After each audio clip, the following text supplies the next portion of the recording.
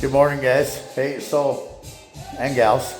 I want to talk to you guys a little bit. This is what I would call like an artisan tile. And the reason I call it an artisan tile, I'm going to flip this around and show you guys something here.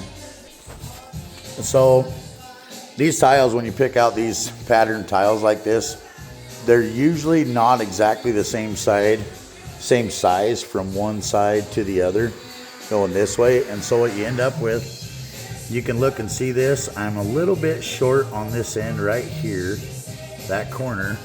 And you come across the other side, I'm short the other way. So this tile is not quite as wide as this tile. And you have that quite a bit with this artisan tile. And what happens is you start getting gaps that open up like this. And you have to have them that way, because if not, if you try to keep everything tight, like here's a good example. You can look at this tile and you can see this corner versus that corner. This tile was a lot smaller than this one.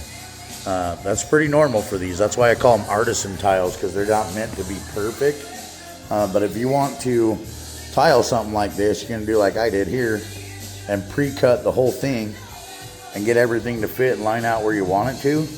But it's really important that you lay these in the same pattern, the same exact tiles in the same spots, or it can throw you way off on your corners and make your layout look funny. So once you get that figured out, the best way that I've found to do this, I pre-cut everything.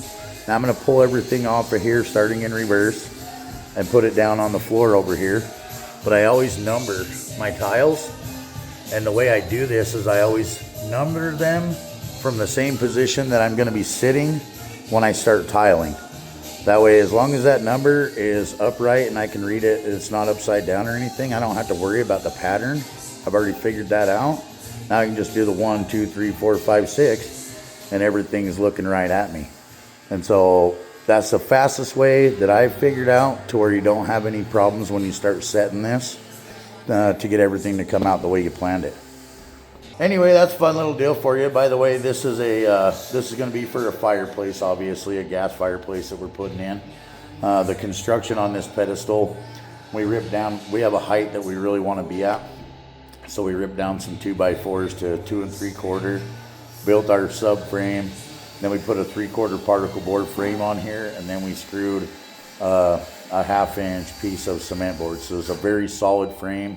It's going to hold a heavy stove, and the heat and everything is going to manage for a lot of years. So pretty excited about it. I'm going to go ahead and pull all my tile and start tiling this, and when I get it all finished, I'll show you guys what it looks like. Thanks. Bye.